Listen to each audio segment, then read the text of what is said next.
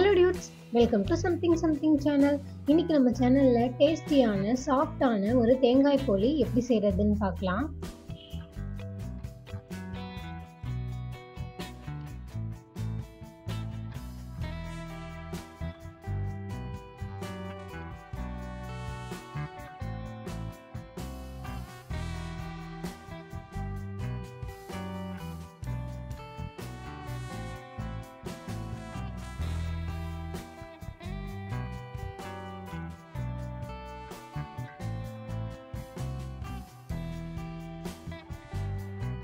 இது செய்யறதுக்கு நான் 1 கப் அளவுக்கு மைதா எடுத்து வச்சிருக்கேன். இதை ஒரு பவுல்ல சேர்த்துக்கலாம்.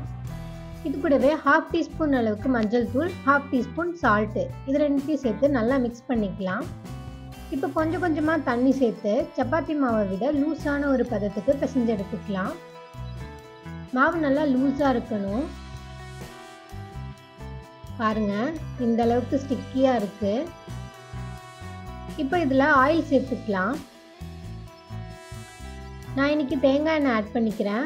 நீங்கள் உங்களுக்கு எந்த ஆயில் பிடிக்குதோ அதை ஆட் பண்ணிக்கலாம். மாவுக்கு நிறைய ஆயில் போட்டு பிசைஞ்சோன்னா நல்லா சாஃப்டாக வரும். ஆயில் சேர்த்து பிசைஞ்சிட்டு மறுபடியும் மேலே கொஞ்சம் ஆயில் சேர்த்துட்டு மூடி வச்சு ஒரு 4 மணி நேரத்துக்கு ஊற வச்சுக்கலாம்.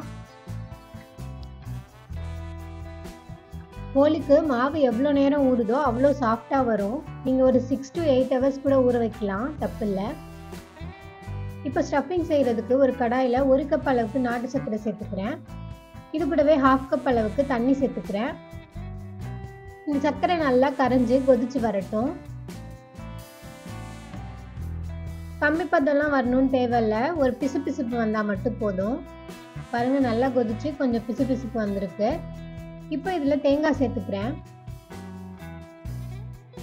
தேங்காய் சேர்த்து நல்லா மிக்ஸ் பண்ணிக்கலாம்.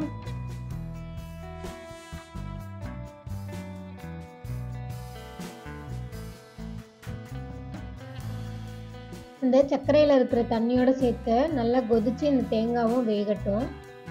இது மாதிரி நம்ம ஸ்டஃபிங் செஞ்சோன்னா இது 1 வாரம் வரைக்கும் கெட்டு போகாமல் இருக்கும். இப்போ இது கூட கொஞ்சமாக ஏலக்காய் பொடி சேர்த்துக்கலாம். சேர்த்து நல்லா மிக்ஸ் பண்ணிடலாம்.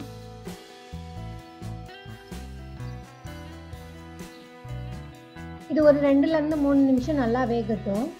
பாருங்கள், நல்லா ட்ரை ஆகிடுச்சு. இப்போ நமக்கு ஸ்டஃபிங் ரெடி. மாவு நான் ஒரு 4 மணி நேரம் ஊற வச்சு எடுத்துருக்கேன். பாருங்க, எந்த அளவுக்கு சாஃப்டா இருக்கு மாவு.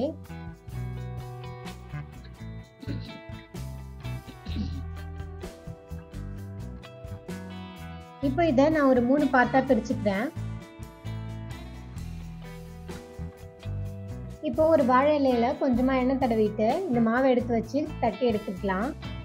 கையால தட்டினாலே நல்லா விரிஞ்சு வரும். அந்த அளவுக்கு சாஃப்டா இருக்கணும் மாவு.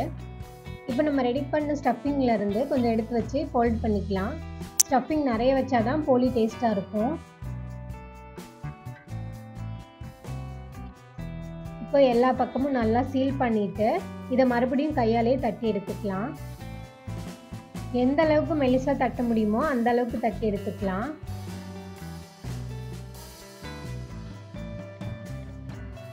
இப்போ ஒரு பேன்ல நெய் சேர்த்து சூடாக்கிக்கலாம். நம்ம தட்டி வச்ச போலியை அதில் எடுத்து வச்சு 2 சைடும் வேக வச்சு எடுத்தா போலி ரெடி ஆயிடும்.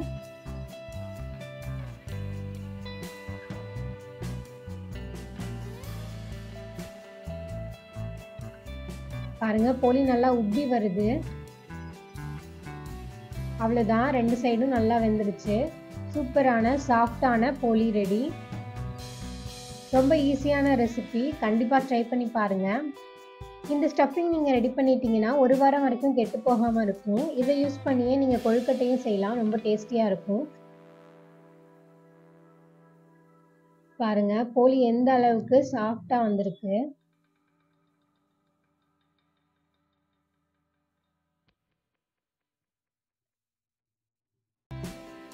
இதே மாதிரி ட்ரை பண்ணி பார்த்துட்டு எப்படி இருந்துச்சுன்னு கமெண்ட்ல சொல்லுங்கள். இது மாதிரி இன்ட்ரெஸ்டிங்கான வீடியோஸ்க்கு நம்ம சேனலை சப்ஸ்கிரைப் பண்ணிடுங்க. தேங்க்யூ.